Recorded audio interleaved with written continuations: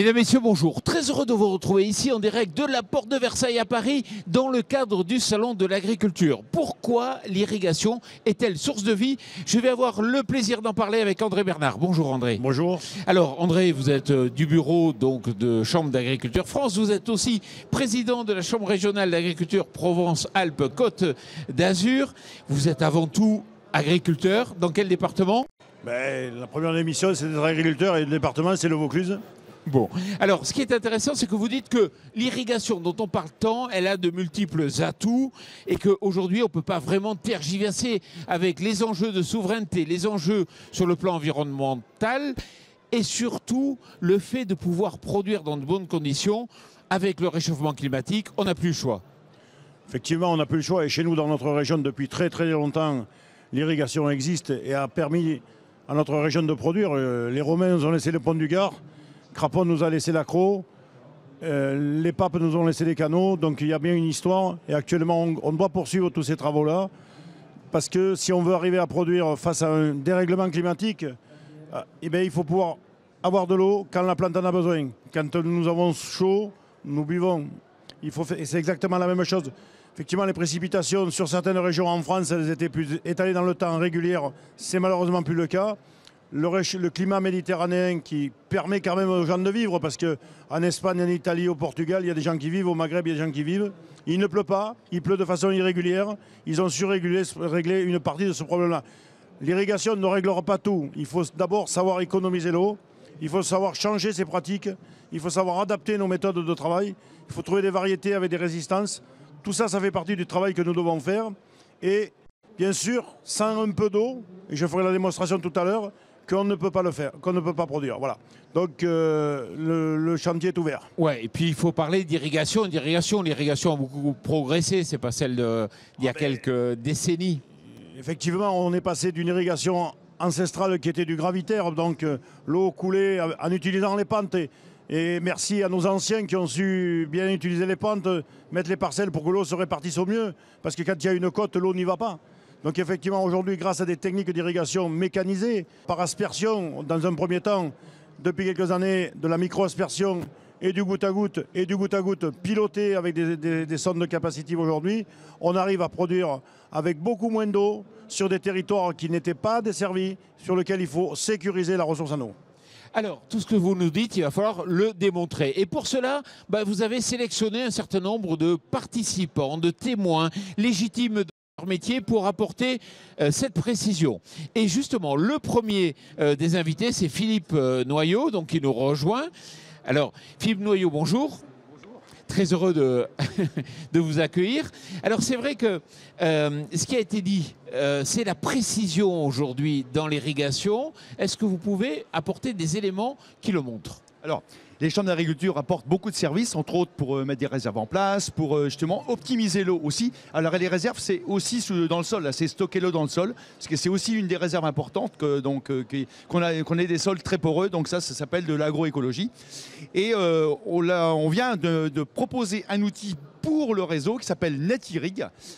Cet outil-là, c'est un outil de décision qui permet, par rapport à la porosité du sol, par rapport au stockage qui est dans le sol et par rapport à la sollicitation de la plante par rapport à ces différents stades. Donc on a la période de stress hydrique importante qui pourrait, avec ce stress hydrique, qui pourrait anticiper et ne plus avoir de rendement, de volume. Donc ça nous permet d'amener la bonne dose au bon moment et d'apporter moins quand la plante en a moins besoin. Donc c'est un concours, c'est une start-up qui nous a qui a accompagné une des chambres d'agriculture, qui est celle du Loiret.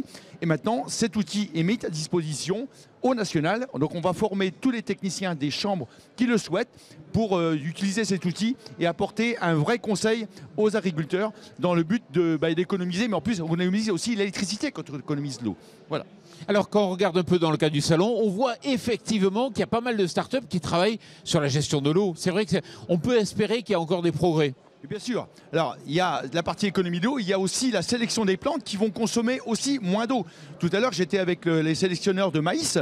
En fait, ils cherchent à avoir des plantes qui soient moins grandes, moins gourmandes en eau. Le principal, c'est qu'elles produisent un fruit qui est l'épi.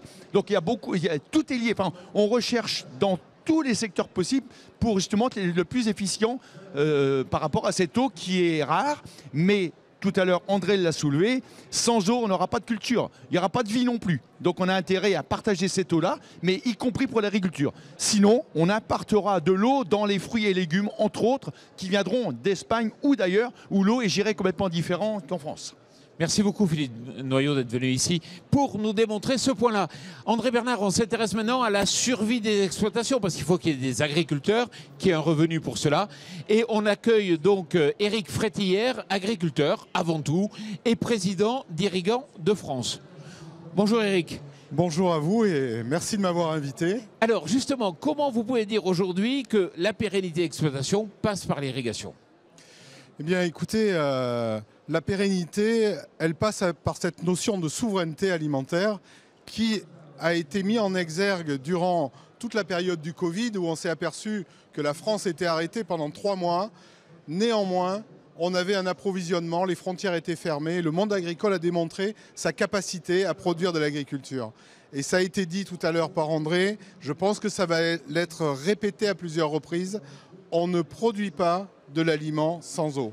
Il faut de l'eau pour produire et tous ceux qui vous disent le contraire, c'est un mensonge. Donc l'eau est importante. Est-ce que nous avons de l'eau ? Lorsqu'on se compare aux autres pays européens, ce qui est extraordinaire, c'est que nous sommes le 2e pays européen au niveau de l'abondance en eau, derrière la Norvège. Et lorsqu'on regarde l'utilisation de cette eau, on se retrouve pratiquement dans les derniers pays européens. Tous les autres pays avancent. Je ne parle pas des pays méditerranéens, l'Espagne, l'Italie, le Portugal, qui sont à des pourcentages d'irrigation au-delà de 30%. Nous, en France, nous sommes à 6% de la surface, 6,8% exactement de la surface irriguée. On a une marge énorme entre la pluie qu'on a et ce que l'on n'utilise pas. Donc, cette problématique de l'eau, elle est hyper importante et souvent on est confronté à cette dichotomie qui existe entre l'environnement et l'agriculture. Aujourd'hui, on doit être au même titre que l'agriculture, que l'environnement. L'agriculture, la solution, je crois, c'est d'être reconnu comme un intérêt général majeur, avec l'eau comme moyen d'y parvenir. Et ça, cette notion, je crois qu'elle est absolument indispensable pour nous permettre de répondre à notre souveraineté alimentaire. C'est l'élément de base et je reprendrai ce qui a déjà été dit précédemment tout à l'heure, enfin il y a un petit moment. En fait, nous les agriculteurs, nous sommes des porteurs d'eau, nous prenons l'eau et nous l'amenons dans l'assiette et dans les aliments de nos concitoyens. Et si on fait un focus sur la durabilité des exploitations ? Alors, la durabilité, pour moi, la première notion de durabilité, la durabilité, c'est quoi ? C'est de l'économique, du social, de l'environnement. Pour moi, la première durabilité d'une exploitation, c'est la transmission. Et on le voit aujourd'hui, transmettre une exploitation agricole, une exploitation, elle coche toutes ces cases-là. Elle coche bien entendu la case économique, parce qu'elle produit, elle case la coche sociale, parce qu'effectivement, c'est une famille, c'est un territoire. Et puis... donc, elle a besoin, et on le voit aujourd'hui dans les exploitations agricoles, une exploitation qui se transmet, c'est essentiellement une exploitation qui a de l'eau. Et pourquoi ? Parce qu'en fait, déjà, c'est la première assurance récolte qui puisse exister pour un producteur, c'est d'avoir l'accès à l'eau. Ça régule les rendements, ça optimise et ça met en efficience tous les intrants, ça améliore la qualité de la production de la variété. Contrairement à ce qu'on dit, ça développe plutôt des petites structures et ça favorise la diversité des exploitations. Donc l'eau est un élément absolument essentiel pour répondre aux enjeux de l'agriculture de demain et pour répondre à notre notion de souveraineté alimentaire. André. Pour compléter ce que dit mon ami Éric, les 2/3 ou 3/4 des indemnités, calamités qui sont versées depuis 10 ans le sont par rapport à la sécheresse et essentiellement sur les prairies. Il faut bien qu'on arrive à trouver une solution pour que nos éleveurs puissent garder un peu d'eau pour produire leur indépendance alimentaire. On va chercher du foin en Espagne pour alimenter nos vaches. Il y a un problème. 95 millions par an d'assurance. Et je le répète, la meilleure assurance récolte qui puisse exister pour un agriculteur, c'est d'avoir accès à l'eau tout simplement. Éric Frétillère, merci beaucoup. Merci On vous applaudit. Alors, vous avez choisi de parler biodiversité. Oui, parce que l'eau est source de vie et source de biodiversité. Et nous avons un témoignage très intéressant, mais je te laisse faire ton travail. Exactement. Élise Huet, responsable de développement, justement, de Alpes de Haute-Provence chez LPO PACA. Voilà, Élise Huet. Huet Bonjour, ou Huet Elsa déjà. Ah, Elsa, oui, pourquoi il y a marqué Élise? Elsa. Elsa Huet de la LPO PACA. Oui, Bon, bonjour et merci pour l'invitation. Et merci d'être là. Alors, première question, est-ce que vous le pensez réellement que l'irrigation peut être source de biodiversité? Ben, les ouvrages agricoles sont des sources en eau, donc bien entendu la faune a besoin d'eau. Dès qu'on crée un point d'eau, dès qu'il y a un canal, dès qu'il y a une retenue, si elle est conçue et gérée favorablement à la biodiversité, elle sera colonisée par les amphibiens, par les reptiles, par les libellules. Tout le monde a besoin d'eau, de la nature aussi. Donc s'il y a des systèmes qui sont conçus avec la prise en compte de la biodiversité, bien sûr qu'ils seront utiles à la nature. Alors j'ai envie de vous demander, conçu, ça veut dire quoi? Alors conçu, justement, on a créé un guide qui est en ligne sur comment concevoir une retenue collinaire, un sujet qui est assez épineux actuellement, mais de façon favorable à la biodiversité, c'est-à-dire avec des systèmes de pente, des systèmes de substrat, comment on la gère, quand est-ce qu'on coupe l'herbe, etc. Donc tout ça c'est en ligne, c'est gratuit, c'est à libre portée de tout le monde. Et donc en fait c'est réfléchir à comment on peut créer une retenue pour qu'elle soit aussi utile aux amphibiens qui vont descendre pondre dans la retenue, aux reptiles qui vont pouvoir pondre, avoir de la végétation, etc. Donc c'est pas incompatible, il faut juste réfléchir en amont, avoir une réflexion avec les chambres d'agriculture, avec les naturalistes comme nous, pour réfléchir tous ensemble comment ces ouvrages peuvent être utilisés aussi pour la nature. Donc oui, c'est compatible du moment que ça respecte un certain nombre de consignes. Est-ce que justement on voit des espèces prendre le dessus, apparaître? Alors tout à fait, avec le réchauffement climatique, on voit des espèces qui sont originaires du nord de l'Afrique qui commencent à migrer vers chez nous. Et les espèces de chez nous montent plus haut en altitude. Donc ces espèces-là ont besoin de nouveaux plans d'eau, ont besoin de zones pour pouvoir migrer. Et tous les systèmes d'irrigation, que ce soit les canaux, que ce soit les retenues, que ce soit l'ensemble des systèmes d'irrigation, peuvent être utilisés par cette faune. Tout ce changement climatique, il faut aussi l'adapter et aussi prendre en compte toutes ces migrations des espèces qui ont besoin de se déplacer et d'utiliser des points d'eau pour pouvoir se déplacer petit à petit. Est-ce que vous avez dans votre région des exemples concrets, des cas un peu...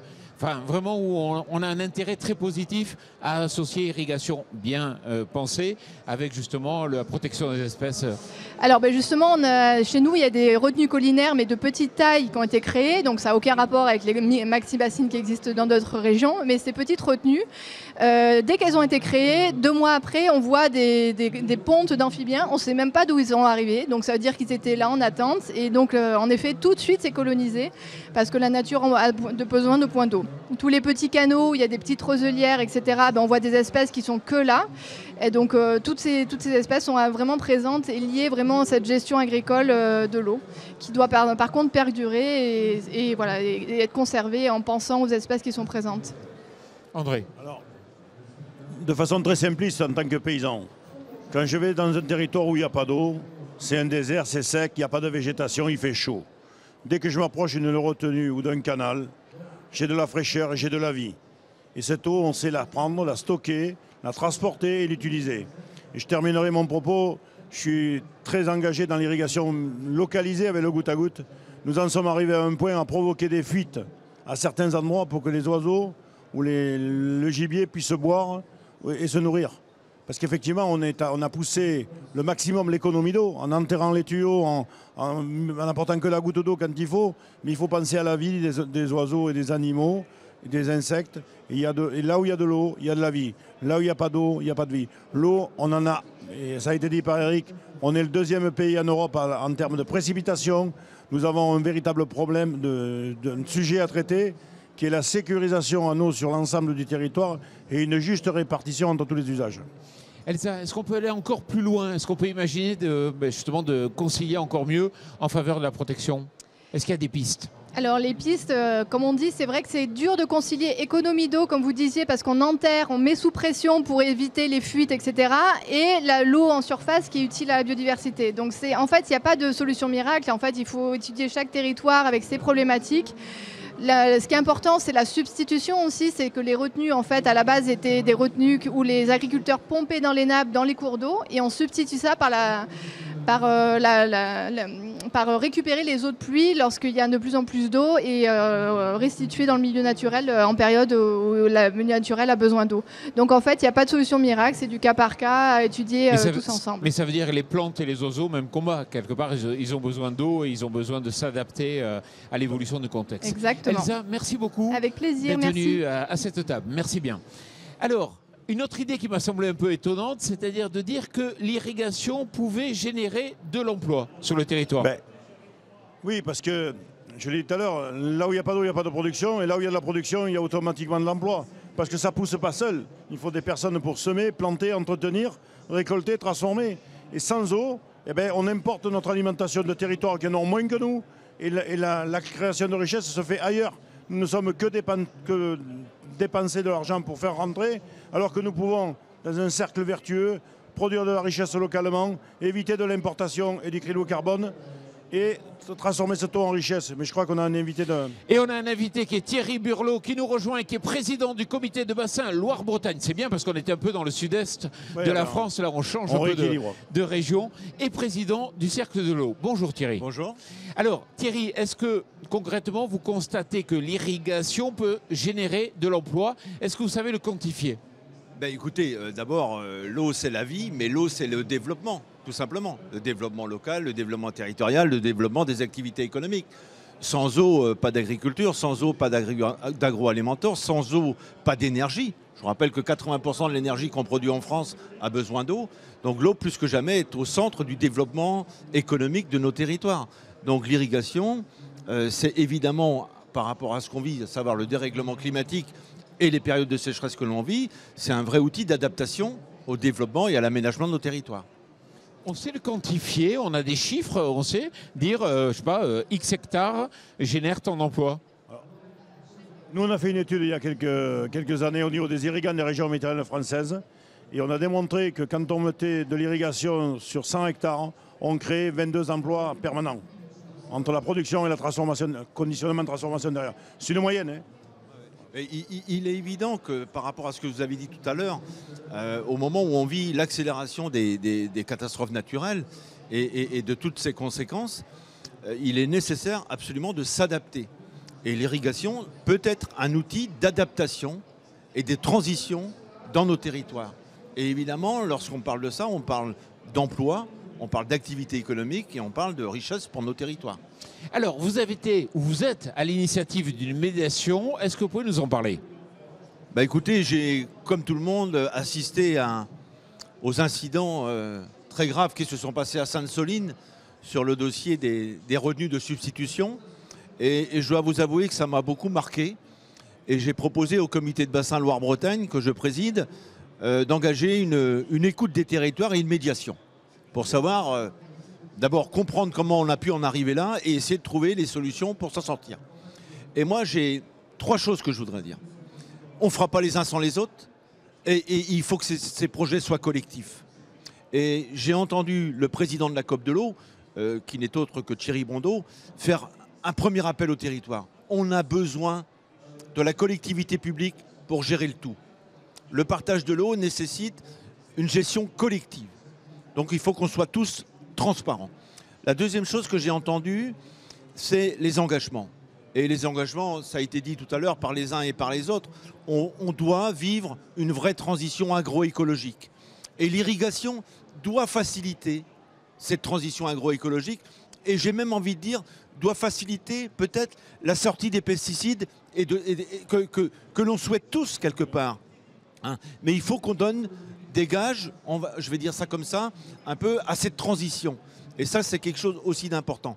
Et la troisième chose que je voudrais dire, c'est, vous savez, ces projets-là sont avant tout des projets de survie dans les territoires pour l'activité. Donc il faut comprendre que derrière ça, il y a des hommes et des femmes et qu'on a besoin tous de s'adapter et on a besoin tous de bien vivre ensemble. Et moi, ce que je plaide à Sainte-Soline, c'est la réconciliation. Et l'eau doit être un facteur de paix et pas de tension. Et si on ne prend pas, si on ne fait pas du collectif, on assistera malheureusement à la bataille de l'eau, parce que je ne veux pas utiliser d'autres termes quand même, et ça serait du négatif pour tout le monde. Oui, je crois que la démonstration est faite, que autour de l'eau, c'est la vie, c'est la société qu'on peut aménager, c'est la richesse qu'on peut créer en proximité, c'est la souveraineté alimentaire qu'on doit faire. Voilà, je crois que quand on dit pourquoi l'irrigation est une source de vie, je crois que la démonstration commence de bien être vue. Et on a encore quelques sujets à voir, quoi. Bon, merci beaucoup Thierry d'être venu ici pour apporter votre témoignage. À présent, on va parler irrigation et génération d'énergie. Est-ce que l'irrigation permet de concourir à la souveraineté énergétique? Et pour cela, on accueille donc Benoît Moreau, directeur du développement de Canal de Provence. Bonjour Benoît. Bonjour. Alors, si vous êtes là, c'est pour nous dire que vous avez pu constater que effectivement, production d'énergie et irrigation peut faire bon ménage. Tout à fait. Pourquoi le canal de Provence dans l'énergie?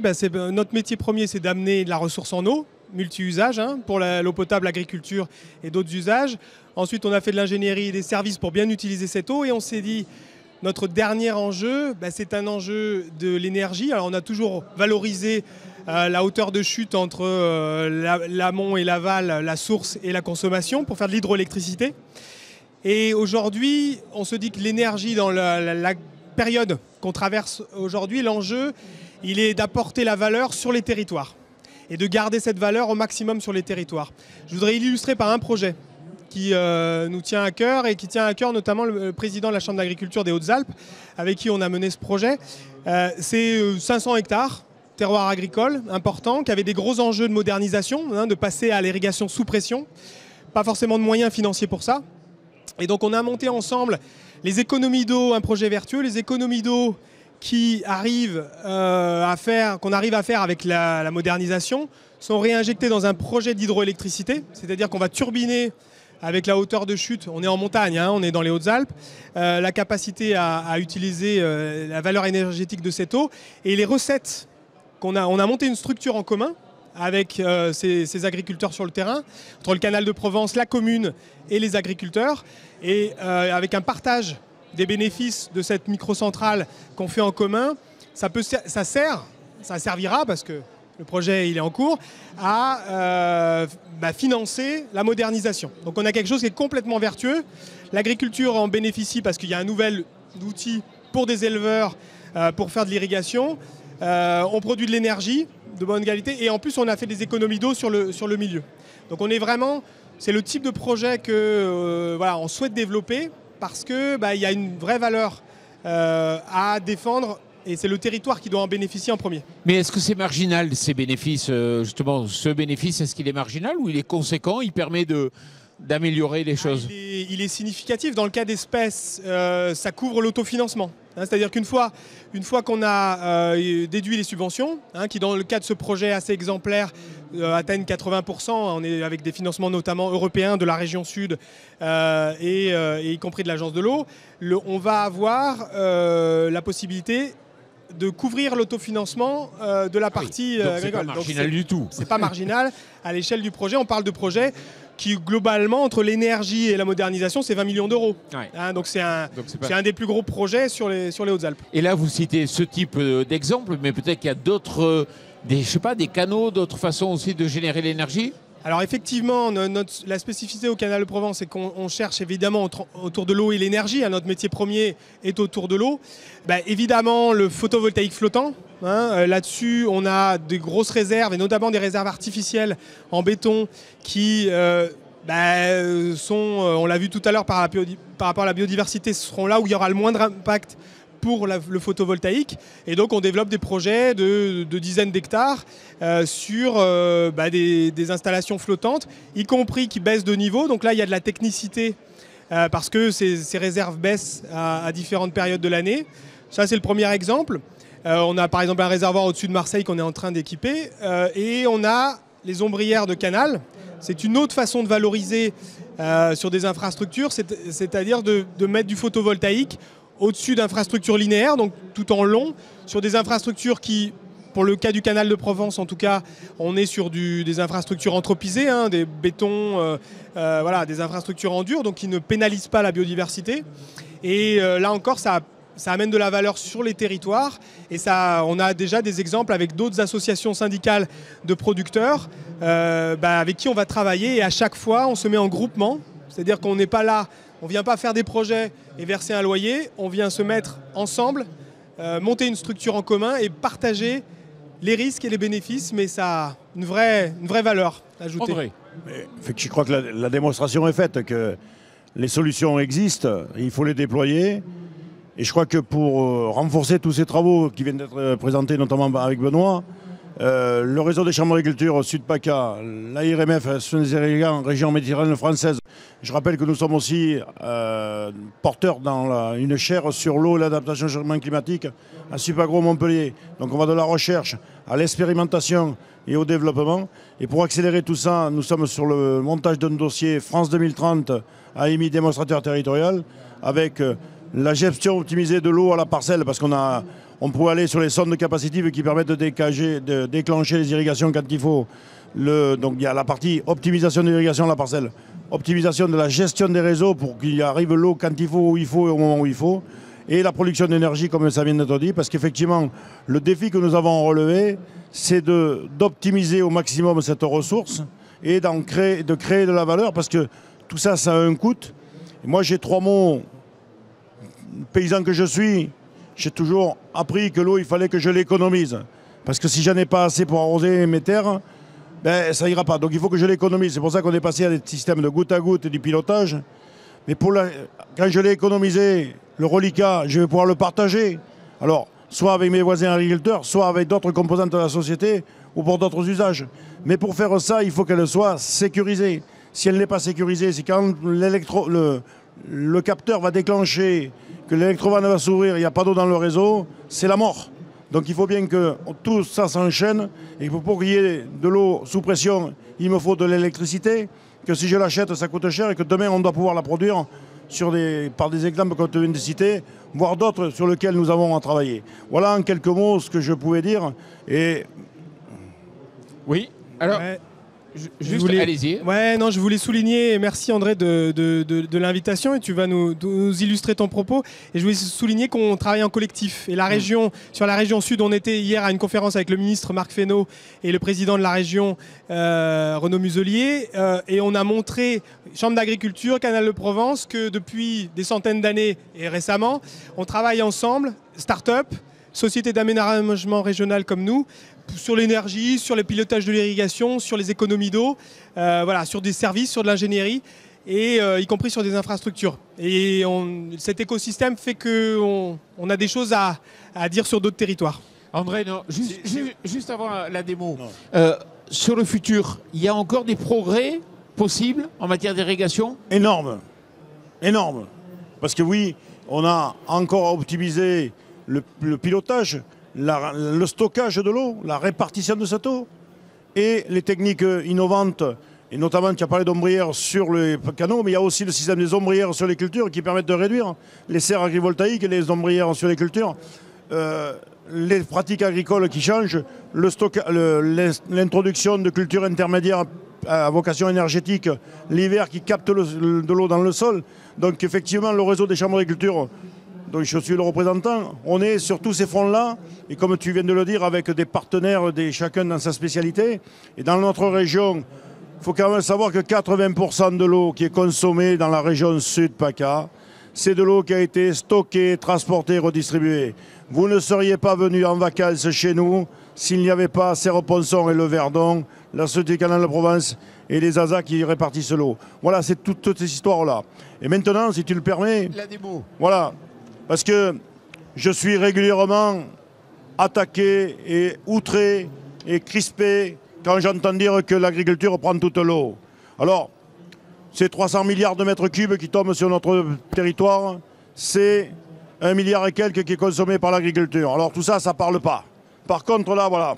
Là, j'ai matérialisé. Ça, c'est ce qui tombe dans l'année. 1 litre d'eau. Ça, c'est ce que nous sommes capables de stocker aujourd'hui, 5 centilitres. Et ça, c'est la moitié de ce que nous consommons. Il nous faut 2 dés à coudre pour arroser. L'ambition qu'on doit avoir dans les quelques années à venir, c'est d'avoir un grand gobelet, c'est-à-dire 10 centilitres. Et d'avoir 6 dés à coudre. Mais si j'enlève 6 dés à coudre là-dedans, ça se verra à peine. Donc de l'eau, il en restera pour tous les autres usages, mais on aura permis à notre pays de relever le défi de la souveraineté alimentaire. Merci. Bon, alors effectivement, c'était une émission avec des multiples démonstrations, des multiples atouts de l'eau. Merci Benoît Moreau d'être venu. Merci André Bernard. Et puis surtout, merci à vous.